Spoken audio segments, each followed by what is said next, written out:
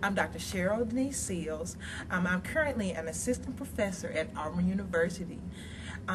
This was a long journey, but a very fulfilling journey. I started as an undergraduate at Grambling State University in Grambling, Louisiana. It's a very small town, a historically black college and university. Had a wonderful experience there. I was in the band. That's not advisable for computer scientists, but that first year or two or three, it was really a wonderful experience. But as a senior, I had to focus more on my studies and really ended up with a wonderful experience. Out of undergrad, my last 2 years of undergrad, I did summer co-op. So I summer co-op with Belcourt in New Jersey. It was a really wonderful experience. Everyone should do a co-op if possible to find out what you do or don't like. Based on my co-ops, I really liked some of the things at Belcourt, and I went back and worked in New Jersey. I was there. That was one of my best job offers. I stayed there for 3 years. Then I found that I really didn't feel valued as just having a bachelor's. People always thought, well, you don't really know what you're talking about. What's the problem?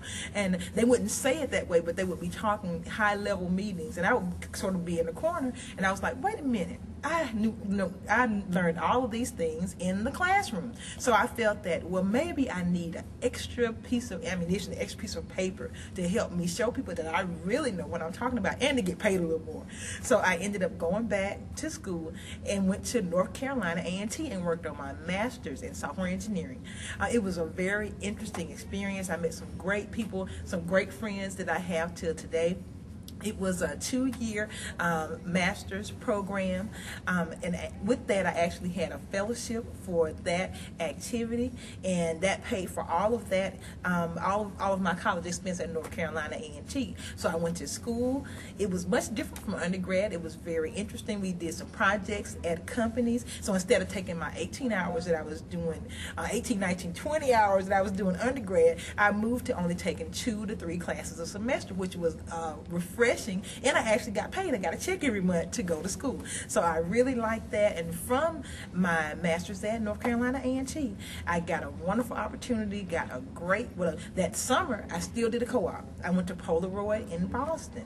And Polaroid was very interesting, but I didn't like the job that I did. So that told me something. I was doing device driver code, and that was, to me, it was a little bit too low level for what I wanted to do. So I did that for the summer, went back and finished up my master's, and found my next job number 3 was at IBM in Atlanta. This was really wonderful. I was an application integrator, and at a master's level, I had more command of what I actually was able to do. I had more choice in my job assignments. I got to really choose. I started doing testing, then I started working with clients, then I moved into doing more code and development work, but it was really more my choice than it was when I only had my bachelor's, because I guess they saw it as I knew how to complete projects. So after my master's, they knew that I could complete at least a master's, so they gave me the opportunity to kind of shape exactly what I wanted to do. I really liked IBM, and the only reason that I left was that I said, well, one day I might want to teach.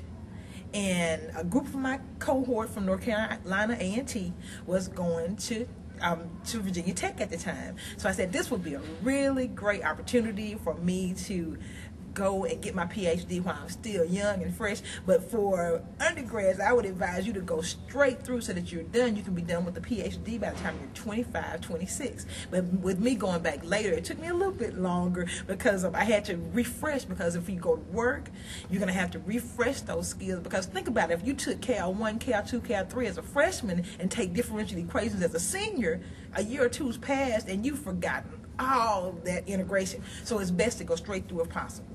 So at Virginia Tech, I had a great experience. I was there, worked with some of the top people in the field in my area. This gave me a broader view of the world of computing. And so with this, I had to complete bigger projects on my own, got a chance to go to conference, meet hundreds of people in my area, find out what the true beauty of computer science is. So I would recommend a PhD to anyone, because what happens, it doesn't just help you, it helps your family. It might not help you as much immediately, but your children will benefit from knowing somebody that is a person of color, an African American, that has a PhD in an advanced area. My brother has a PhD from Georgia Tech. He works at Hewlett Packard corporate office in Corvallis, Oregon.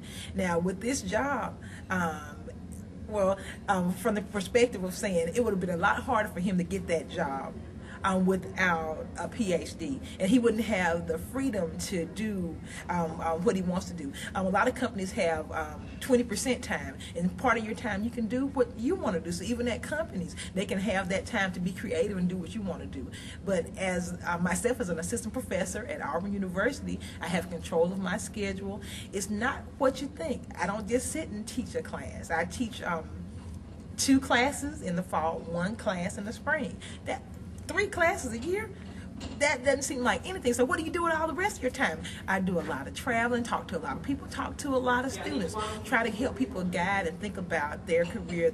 So it's really been a wonderful experience. It's given me opportunities to do things that they don't give people without PhDs the opportunity to do. There are a lot of funds that I can apply for that people without a PhD can't even apply for, millions of dollars that are available that the government has set aside for people in a different category.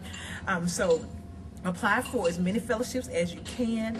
I was very fortunate for my graduate education. I had about $100,000 of my graduate education taken care of through either, I had a Kellogg Fellowship, through the state of Virginia, I had the Commonwealth Fellowship. I also had, when I first started at Virginia Tech, before I knew about the fellowship world, I actually I started as a GTA, and then I moved into, got my fellowships, and then I said, well, fellowships is good funding, but you can't be isolated. So you need to actually work for somebody if you have a fellowship. And I started actually being a full-time RA because that's the best type of fellowship where you apply your field, the research in your field. So I would recommend to everyone, stay in school as long as you can. It really makes a difference for your whole family, for your career. There's a 10, 20, $50,000 difference. If you're starting with a bachelor's, you may make $50,000. With a master's, in the 70s. With a PhD, at least in the mid-80s as you're starting. So it really makes a difference for your whole family and your future. So just again, Dr. Cheryl Seals at Auburn University, welcoming you to the professorate. You are our future, the future doctorate, the future of engineering. And thanks.